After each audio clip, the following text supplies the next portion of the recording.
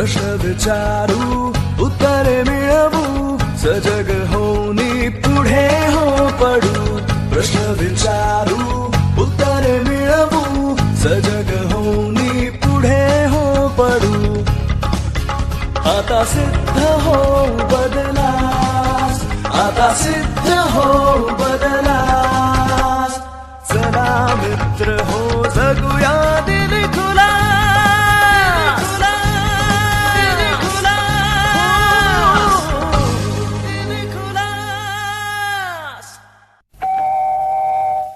श्रोते हो नमस्कार. माहिती व जनसंपर्क महासंचालनालय निर्मित दिलखुलास कार्यक्रमात मी श्वेता शेलगावकर आपलं स्वागत करते. श्रोते हो, बाष्पक म्हणजे ज्या बंद पात्र साधनात दाबाखाली बाष्प निर्मिती होते. हे बाष्प ऑइल मिल, वस्त्रोद्योग, रासायनिक उद्योग, पेट्रोकेमिकल्स, रिफायनरीज, दुग्ध, खाद्य व्यवसाय, हॉटेल उद्योग, वीज निर्मिती इत्यादीसाठी वापरली जाते. या सर्व उद्योगात बाष्पकांची गरज भासते. बाष्पक हा अत्यंत उपयोगी जरी असला तरी त्याच्या स्फोटकतेमुळे तो धोकादायक ठरू शकतो. यासाठी शासन स्तरावर बाष्पक संचालनालयामार्फत कोणते धोरणात्मक निर्णय घेण्यात आलेले आहे आणि या विभागाची कार्यपद्धती कशा प्रकारे सुरू आहे, तसेच अपघात घडू नये म्हणून कोणते कायदे व उपाययोजना राबविण्यात येतात याविषयी दिलखुलास कार्यक्रमातून आपण आज सविस्तर माहिती जाणून घेणार आहोत. यासाठी आज आपण दिलखुलास कार्यक्रमात निमंत्रित केलं आहे श्रीयुत गजानन दामोदर वानखेडेजी, सहसंचालक बाष्पके संचालनालय यांना. नमस्कार सर, दिलखुलास कार्यक्रमात आपलं स्वागत आहे. धन्यवाद. जसं मी आता सांगितलं की बाष्पकांची उपयोगिता तर सर्व ज्ञात आहे, मात्र तेवढेच घातक ठरू शकतं जर निष्काळजीपणे आपण त्याचा वापर केला तर याबद्दल बाष्पके महासंचालनालयाद्वारे खूप काही वेगवेगळे उपक्रम राबविले जातात. आपण समाज माध्यमांमध्येही बघतो, त्याबद्दल माहिती असते. मात्र आम्हाला हे जाणून घ्यायचंय की याची सुरुवात कुठून झाली, म्हणजे बाष्पके संचालनालय अस्तित्वात केव्हा आले? आता जर बघितलं तर आधी बाष्पकांचे असे कोणते कायदे नव्हते आणि बऱ्याच ठिकाणी अमेरिकेत स्फोट झाले, बेंगाल प्रांतात स्फोट झाले. त्यानंतर असा एक कायदा तयार झाला आणि 1869 साली भारतामध्ये बाष्पक निरीक्षणाची सुरुवात झाली. आणि मग काय होतं की प्रत्येक प्रांताचे आपले वेगवेगळे कायदे होते. बंगाल प्रांताचा वेगळा होता, बॉम्बे प्रांताचा वेगळा कायदा होता. म्हणून या सगळ्यांचं मिळून मग 1923 साली भारतात पूर्ण एकच कायदा अस्तित्वात आला. त्याला भारतीय बाष्पके अधिनियम 1923 असं संबोधण्यात येतं. मग त्याच्यामध्ये वेगवेगळ्या सुधारणा झाल्या आणि महत्त्वाच्या सुधारणा या 2007 साली झाल्या आणि त्याला मग त्या बाष्पक कायद्याचं नाव पण बदललं, बाष्पके अधिनियम 1923 असं झालं. मग त्याच्यानंतर हा झाला कायदा याच्यासाठी की बाष्पक कसा वापरायचा, त्यानंतर बाष्पकांची कशी देखभाल करायची, त्यांचं प्रमाणीकरण कसं करायचं, या गोष्टी होत्या. पण बाष्पकाच्या काही टेक्निकल गोष्टी आहेत त्या भारतीय बाष्पके विनियम म्हणजे त्याला इंडियन बॉयलर रेग्युलेशन्स म्हणतो, त्या 1950 साली अस्तित्वात आले. महाराष्ट्र बाष्पके नियम 1962 हे तयार करण्यात आले. त्यानंतर नीतिप्रयोजक नियम 1965 हे झाले. मग आपण हे जे महाराष्ट्रात आणि इतर पण राज्यात या कायद्याची बाष्पके संचालनालयाद्वारे अंमलबजावणी केली जाते. आणि महाराष्ट्रात भारतीय बाष्पके अधिनियम, त्यानंतर महाराष्ट्र बाष्पके नियम 1962, महाराष्ट्र नीतिप्रयोजक नियम 1965 यांची अंमलबजावणी आपण या संचालनालयाद्वारे करतो. तर आता आपलं महाराष्ट्र तर प्रगत राज्य म्हणजे देशाचं ग्रोथ इंजन असं म्हटलं जातं. बरोबर. तर इथे नवनवीन उद्योग अस्तित्वात येत असतात आणि मग बाष्पक त्यांना बाष्पकची स्थापना करायची आहे, मग त्यासाठी परवानगी जे काही लागत असेल तर त्याचं जे प्रोसिजर आहे जर एक ब्रीफ मध्ये तुम्ही सांगू शकाल, किंवा नूतनीकरण जर करायचं आहे.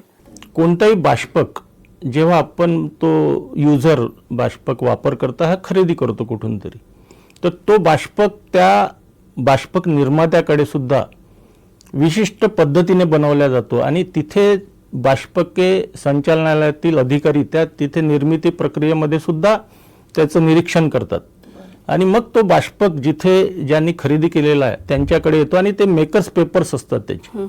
मग ते जे ओनर आहेत त्यांचे वापरकर्ता आहेत ते आमच्याकडे विहित फी भरून ऑनलाईन पद्धतीने अर्ज करतात. मग आम्ही ते स्क्रुटिनी करतो त्यांची ते जे पेपर्स आहेत आणि स्क्रुटिनी केल्यानंतर तिथे भेट देतो आम्ही इथे त्या कारखान्यामध्ये आणि तिथे त्या बाष्पकाचं नोंदणी निरीक्षण करतो. म्हणजे तो बाष्पक खरोखर त्या पद्धतीने ते जे पेपर्स आहेत त्याच्यानुसार आहेत की नाही. त्याला काही जेव्हा आपण तिकडून तो ट्रान्सपोर्ट होतो इथे तेव्हा त्याच्यामध्ये काही ट्रान्झिट डॅमेज झाले का, त्याला काही हे झाली का, इजा झाली का, या सगळ्या गोष्टी तपासतो. ते व्यवस्थित आढळलं की मग त्यांना आपण सांगतो की तुम्ही आता याची जलदाब चाचणीसाठी या बाष्पकाचा ऑफर करा. मग ती जलदाब चाचणी त्याचा जो कार्यरत दाब असतो बाष्पकाचा त्याच्या 1.5 पट आपण प्रेशरवर त्याची जलदाब चाचणी घेतो. त्याला नोंदणी जलदाब चाचणी म्हणतात. ती समाधानकारक आढळली की आपण त्या बॉयलरला नोंदणी करतो त्या बॉयलरची आणि त्याला एक रजिस्ट्रेशन नंबर देतो. नोंदणी क्रमांक म्हणतो, बाष्पक नोंदणी क्रमांक. तर महाराष्ट्रात आपल्याला त्याला MR असं नाव दिलेलं आहे. म्हणजे आपली सिरीज जसं याचं असते ना आपलं गाड्यांचं असते आपलं MH आहे, GJ आहे गुजरात, तसं आपलं महाराष्ट्रासाठी MR नंबर दिलेला आहे. मग त्याला आपण तो नोंदणी क्रमांक देतो. मग तो नोंदणी क्रमांक विशिष्ट पद्धतीने त्याच्यावरती बॉयलरवर कोरावा लागतो.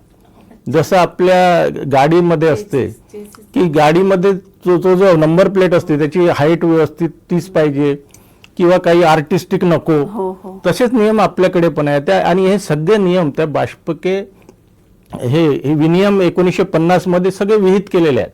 त्यानुसार त्याला नोंदणी क्रमांक तो कोरावा लागतो याच्यावरती आणि तो कोरल्यानंतर तो आम्हाला व्हेरिफिकेशनसाठी पण ते सादर करतात. आम्ही जाऊन व्हेरिफिकेशन करतो की तो नोंदणी क्रमांक त्या पद्धतीने आणि तसाच कोरला आहे की नाही. तो असला व्यवस्थित असला की नंतर स्टीम तयार झाली समजा, पण त्याला पायपिंगने कुठेतरी सोडावं लागेल ना. तर त्या पायपिंग वगैरे ज्या आहेत त्या नलिका वगैरे त्यांची सगळी उभारणी झाली की मग आम्ही त्यांना तो बाष्पक बॉयलर म्हणतो आपण तो चालवण्याची परवानगी देतो. तर अशी ही पूर्ण प्रोसिजर नोंदणीची आहे नवीन बॉयलर. अच्छा, तर एवढी स्पेसिफिक प्रोसिजर आहे. ते प्रोसिजर पूर्ण करून आणि मग त्याची नूतनीकरण का दरवर्षी यस. मग तेव्हा पुन्हा तुम्ही सगळं निरीक्षण नोंदणी झाल्यानंतर आपण त्याला बाष्पक चालवण्याची परवानगी देतो. तर ती बाष्पक चालवण्याची परवानगी मॅक्सिमम 1 वर्षासाठी असते. नंतर 1 वर्षानंतर प्रत्येक बाष्पकाचं प्रमाणपत्र हे नूतनीकरण करावं लागतं.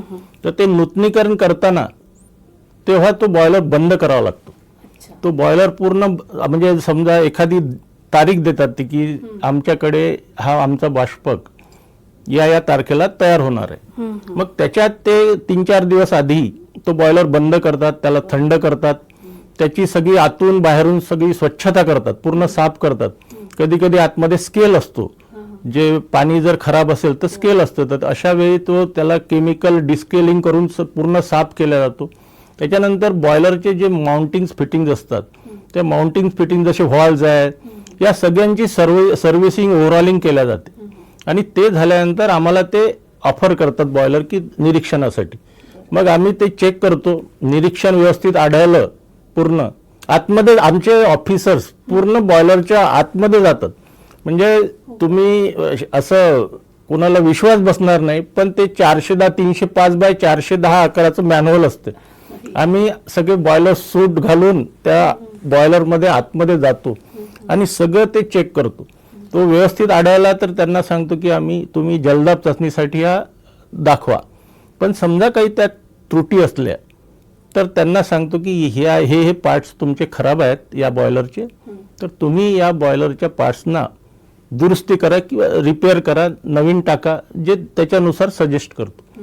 मग त्याची पण विहित प्रोसिजर आहे. रिपेअर जरी करायचं असलं तरी ते मान्यता प्राप्त फॅब्रिकेटर्स आहे, रिपेअरर्स आहे, आम्ही त्यांना मान्यता दिलेली आहे. अशाच लोकांकडून ते दुरुस्ती केली जाते त्या पार्ट्सची. आणि ते झाल्यानंतर मग तो बॉयलर हायड्रोलिक टेस्टसाठी जलदाब चाचणीसाठी ते तारीख देतात की आमचा बॉयलर असा तयार झालेला आहे. मग आम्ही तिथे जातो, मग त्या बॉयलरची त्याचा जो कार्यरत दाब आहे त्याच्या 1.5पट दाबावर त्याची चाचणी घेतो, त्याची टेस्ट करतो, त्याला हायड्रोलिक टेस्ट म्हणतो. ती हायड्रोलिक टेस्ट सक्सेसफुल झाली की मग त्याला 1 वर्षाचं प्रमाणपत्र देतो. फक्त एक दुसरं एक आहे मितीप्रयोजक, ज्याला आपण इकॉनॉमायझर म्हणतो. ती इफिशियन्सी वाढवण्यासाठी असते. जो वेस्ट गॅसेस जातात त्यातून मॅक्सिमम हीट रिकवर केली पाहिजे म्हणून ते पाणी गरम करायसाठी ते इकॉनॉमायझर असते. त्याचं पण इन्स्पेक्शन असते, पण त्याची मुदत 2 वर्षाची असते आणि बॉयलरची 1 वर्षाचं नूतनीकरण करतो. सर, ज्या प्रकारे तुम्ही सांगितलंय, तर ज्यांनी काटेकोरपणे या सर्व सुरक्षा नियमांचे पालन जर केले तर तिथे अपघात होणारच नाही. बरोबर. पण कुठे कुठे तरीही आपण बातमी वाचतो अपघात झाले, तर त्यामागे कारण काय असतं? आता त्यामध्ये 2 गोष्टी आहेत.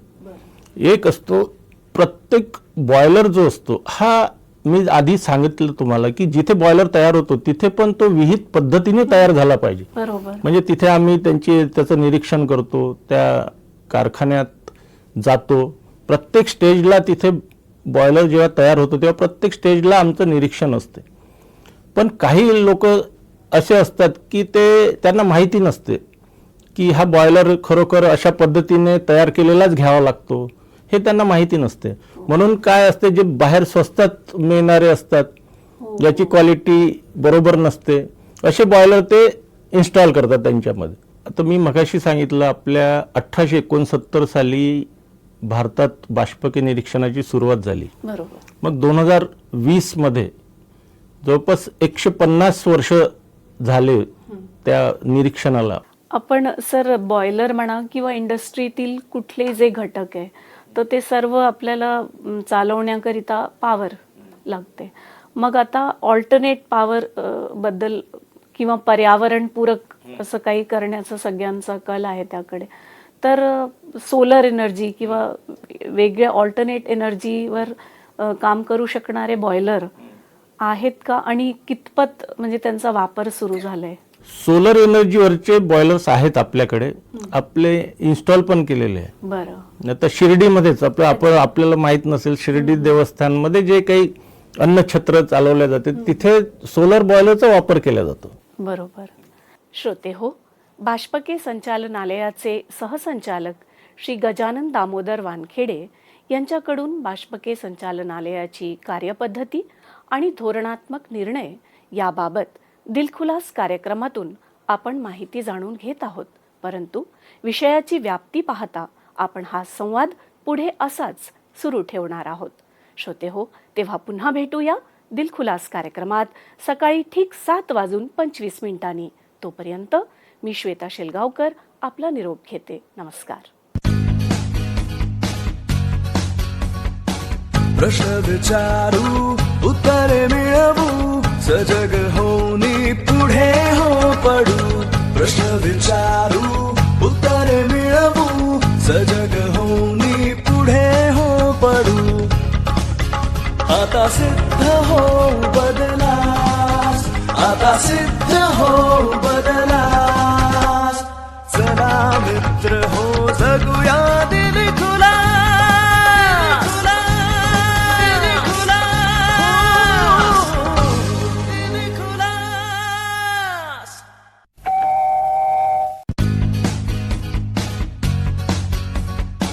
प्रश्न विचारू उत्तरे मिळवू सजग होऊनी पुढे हो पडू. प्रश्न विचारू उत्तरे मिळवू सजग होऊनी पुढे हो पडू. आता सिद्ध हो बदलास, आता सिद्ध हो बदलास. चला मित्र हो जगूया दिलखुलास.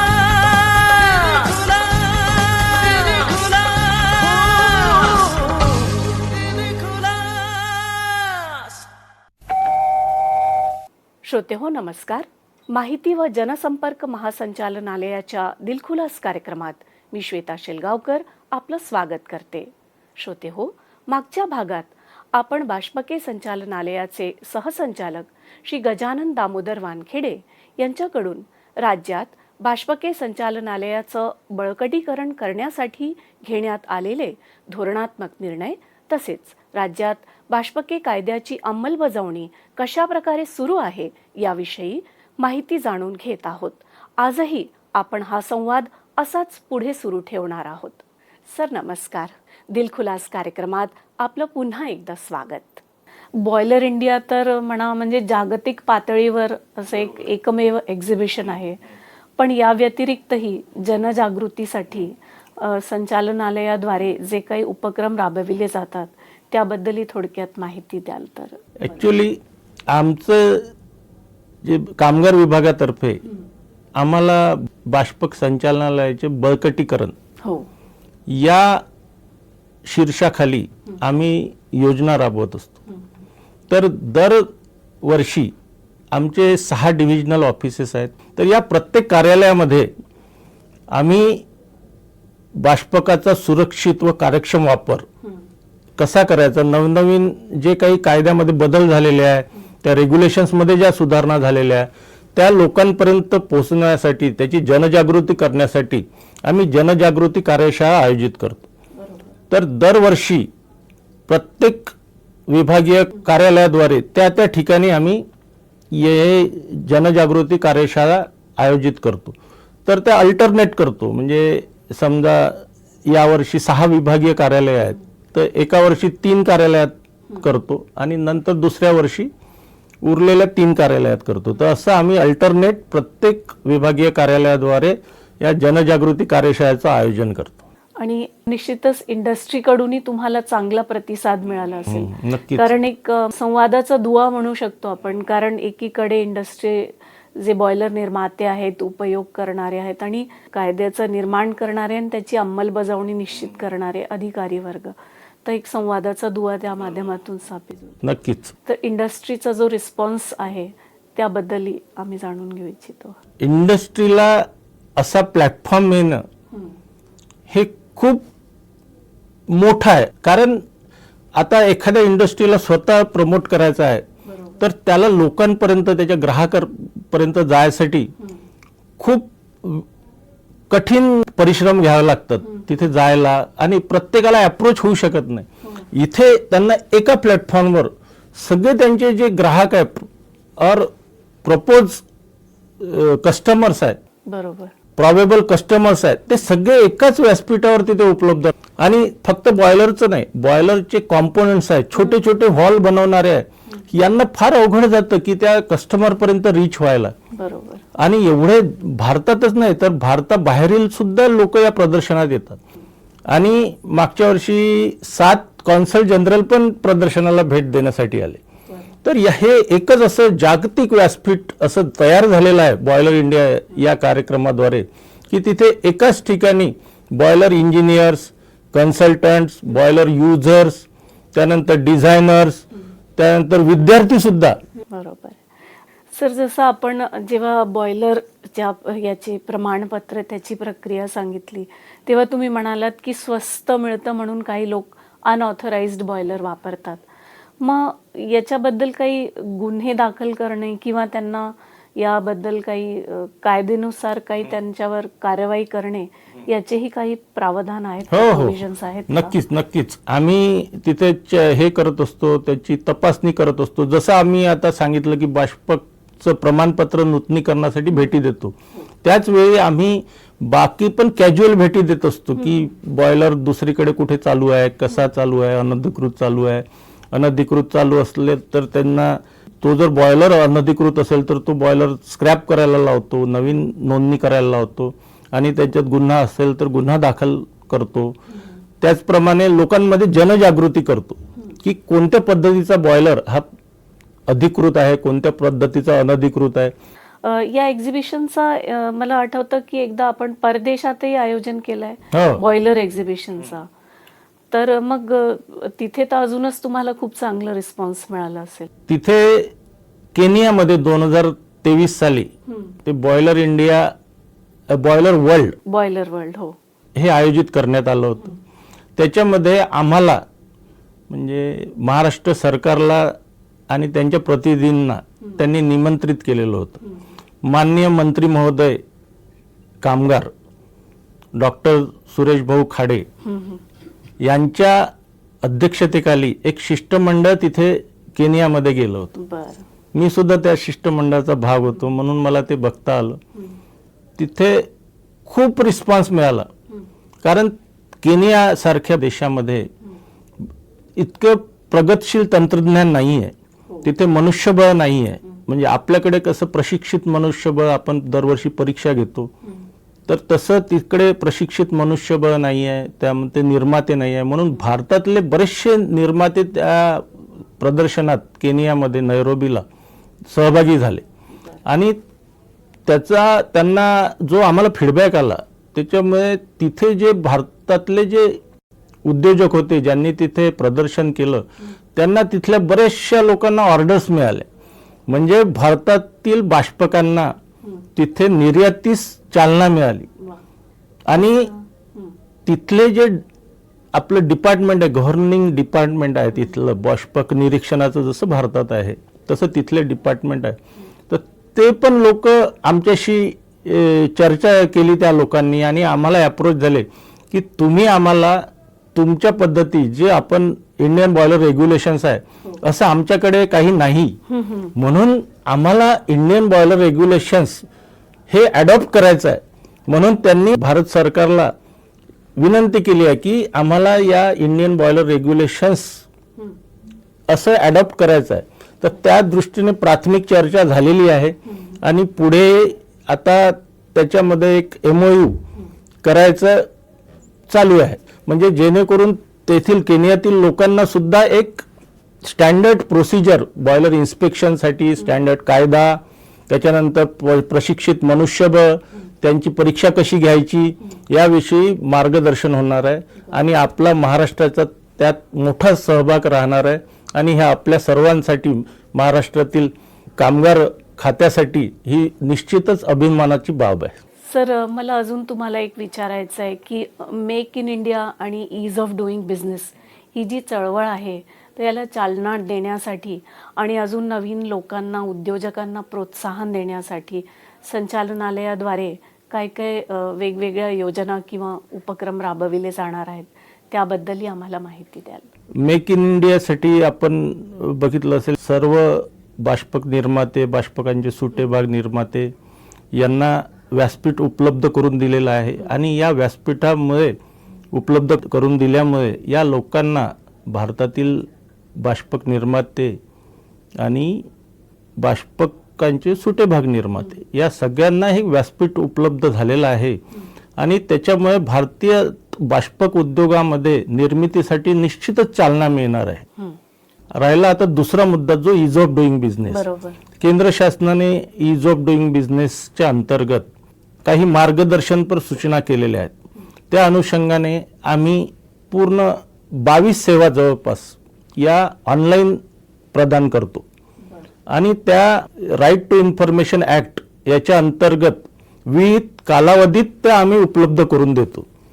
त्याचप्रमाणे या ईज ऑफ डुईंग बिझनेसमध्ये जसं शासकीय बाष्पके संचालनालय आहे, त्याच्याच पॅरललमध्ये काही प्रायव्हेट इन्स्पेक्टिंग एजन्सी पण आहेत. त्रयस्थ आस्थापनाद्वारे निरीक्षण ही आपण स्कीम पण महाराष्ट्र शासनाने चालू केलेली आहे. त्याचप्रमाणे स्वयंप्रमाणीकरण योजना पण महाराष्ट्र शासनाद्वारे चालू करण्यात आलेली आहे. म्हणजे जिथे मोठे बॉयलर आहेत तिथे आणि बॉयलर ऑपरेशन इंजिनियर्स आहेत, ते स्वयंप्रमाणीकरण करू शकतात. तर याद्वारे या ऑनलाईन देणे, सर्व 22 सेवा ऑनलाईन आणि स्वयंप्रमाणीकरण आणि त्रयस्थ आस्थापनाद्वारे निरीक्षण याद्वारे ईज ऑफ डुईंग बिझनेस हे जे केंद्र शासनाचं धोरण आहे, याला महाराष्ट्र शासनाने देखील पुढे नेण्याचं ठरवलेलं आहे. खरंच खूप छान आहे आणि अभिमानाची बाब आहेच. जसं तुम्ही म्हणालात की म्हणजे बॉयलरवर काम करण्यासाठी जे आहे ते प्रशिक्षित कामगार पाहिजे, तर असे काही सर्टिफिकेशन प्रोग्राम सुद्धा आपल्याकडून चालवले जातात का? हो, आपण बाष्पक चालवण्यासाठी या कायद्यामध्येच एक प्रावधान आहे की बॉयलर ह्या प्रशिक्षित अभियंता किंवा अटेंडंट याच्या मार्फतच चालवल्या गेल्या पाहिजे. तर त्याच्या कॅटेगरीज आहेत व्यवस्थित. हिटिंग सरफेसनुसार बाष्पक लहान की मोठा असं आपण ठरवतो. तर बाष्पकाचा हिटिंग सरफेस 200 पर्यंत असेल तर त्याला second class boiler operator compulsory आहे चालवण्यासाठी. 200 ते 1000 या हिटिंग सरफेस पर्यंत त्याला फर्स्ट क्लास बॉयलर अटेंडंट आवश्यक आहे चालवण्यासाठी. आणि 1000 स्क्वेअर मीटरच्या वरती जर असेल तर त्याला boiler operation engineer, certified boiler operation engineer आवश्यक आहे चालवण्यासाठी. जसं आपण जर म्हटलं गाडी किती मोठी असली, समजी मर्सिडीज असेल, पण जर ड्रायव्हरच नसेल चांगला तर त्याचा ॲक्सिडेंट होणारच. म्हणून बॉयलर कितीही चांगला असला, किती आपण चांगल्या काटेकोर तपासला, तरी त्याला जर ऑपरेटर नसेल तर निश्चितच त्याचा अपघात होईल आणि तो अकार्यक्षम पण चालवेल. तर हे जे सर्टिफिकेट आहे हे आपण परीक्षा घेतल्या जाते आमच्या विभागामार्फत, बाष्पके संचालनालयामार्फत. तर दरवर्षी आपण नागपूर येथे एक बॉयलर अटेंडंटसाठी परीक्षा घेतो आणि मुंबईमध्ये परीक्षा घेतो. तर बॉयलर अटेंडंटच्या अशा 2 परीक्षा दरवर्षी घेतो आणि बॉयलर ऑपरेशन इंजिनियर्सची परीक्षा मुंबई येथे घेतो. ती लेखी परीक्षा असते. 3 पेपर असतात, त्यात डिटेल पेपर असतात, 3 तासाचे पेपर्स असतात. आणि त्या रिटर्न एक्झाम मध्ये क्वालिफाय झाल्यानंतरच तो इंटरव्ह्यूला क्वालिफाय होतो. आणि इंटरव्ह्यू झाल्यानंतर 50% मार्क्स मिळाले पाहिजे त्याला, तर तो पास होतो. तर असं आपण दरवर्षी परीक्षा घेतो. आणि आपलं परीक्षक मंडळ आहे, पूर्ण वेगवेगळ्या इंडस्ट्रीमधले जे बॉयलरमधले तज्ज्ञ लोक आहेत हे त्या मंडळाचे सदस्य आहेत. आणि या तज्ज्ञ मंडळाद्वारे आपण दरवर्षी परीक्षा घेतो आणि हे मनुष्यबळ उपलब्ध करून देतो बॉयलर चालवण्यासाठी. श्रोते हो, महाराष्ट्र राज्य हे बाष्पक उत्पादन क्षेत्रात अग्रगण्य राज्य आहे. बाष्पक संयंत्र हे वाफेशी संबंधित आहेत. या संचालनालयामार्फत बाष्पकांचे वापरकर्ते, उत्पादक यांच्यासाठी आणि बाष्पकांचा सुरक्षित प्रभावी वापराकरिता जनजागृतीपर कार्यक्रम व कार्यशाळा आयोजित करण्यात येतात. बाष्पक हाताळताना कोणत्याही निष्काळजीपणामुळे जीवित व वित्तहानी होऊ नये याकरिता सातत्याने प्रयत्न सुरू आहेत. यासाठी बाष्पके कायदा व नियमांचे काटेकोरपणे पालन करून सुरक्षा नियम पाळावेत, तसेच ते पाळण्याकरिता इतरांना उद्युक्त करावे असे आवाहन बाष्पके संचालनालयाचे सहसंचालक श्री गजानन दामोदर वानखेडे यांनी दिलखुलास कार्यक्रमाच्या माध्यमातून केले आहे. सर, आपण दिलखुलास कार्यक्रमात आलात आणि आमच्या श्रोत्यांना ही उपयुक्त अशी माहिती दिलीत त्याबद्दल आपले शतशः आभार. श्रोते हो, तेव्हा पुन्हा भेटूया दिलखुलास कार्यक्रमात पुढील भागात सकाळी ठीक 7:25 एक नवा विषय व नव्या मान्यवरांसह. तोपर्यंत मी श्वेता शेलगावकर आपला निरोप घेते. नमस्कार. प्रश्न विचारू, उत्तरे मिळवू, सजग होऊनी पुढे हो पडू. प्रश्न विचारू, उत्तरे मिळवू, सजग होऊनी पुढे हो पडू. आता सिद्ध हो बदलास, आता सिद्ध हो